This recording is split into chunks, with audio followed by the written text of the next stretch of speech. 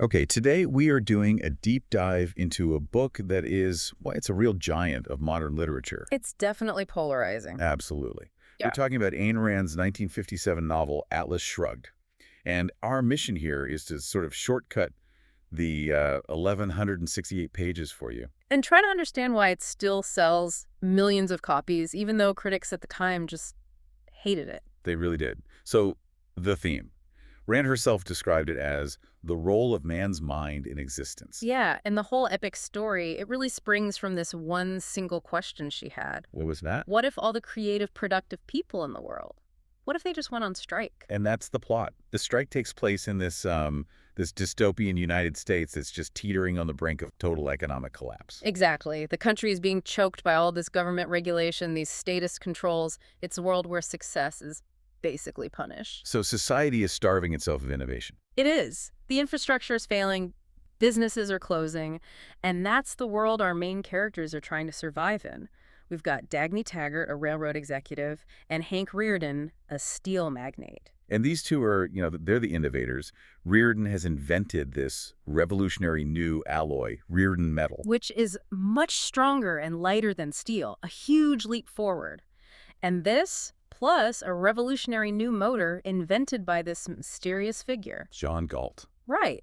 These inventions make them targets. The failing government wants to seize their creations for the public good. And as they fight back, they keep hearing this one phrase everywhere, this kind of catchphrase for hopelessness, Who is John Galt? which at first just means, there are no answers. Why bother asking? But it turns out John Galt is a very real person, and he's the one orchestrating the strike. He's convincing all the productive minds, the industrialists, the inventors, the artists, to just disappear. They abandon everything and retreat to a hidden valley in the mountains. A place called Galt's Gulch. And this is where the book really shifts from a thriller into a full-blown philosophical platform, right? Absolutely. The plot becomes the vehicle for Rand's philosophy, which she would later call Objectivism.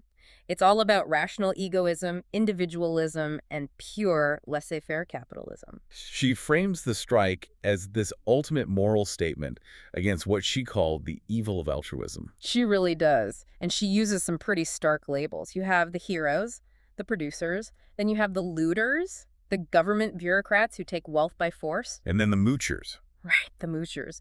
Those who, in her view, demand the earnings of the productive in the name of need, but who secretly resent the very talent that supports them. It's built on this idea she calls the sanction of the victim.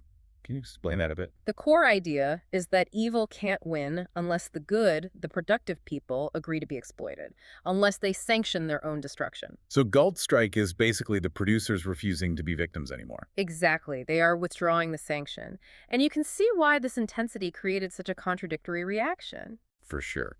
Critics called it execrable claptrap. Just awful stuff. But it sold over 10 million copies.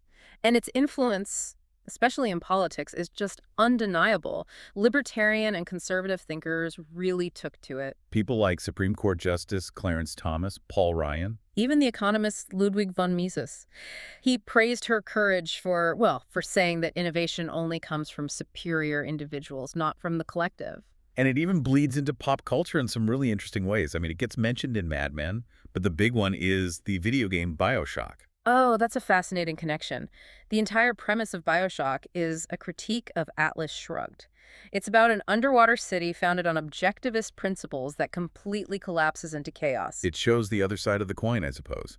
The potential danger of radical self-interest without any social contract. Which really gets to the heart of why the book is still so debated today. So to wrap this up, here's a final thought for you to consider, and it speaks volumes about how Rand saw her own work. The novel is split into three parts.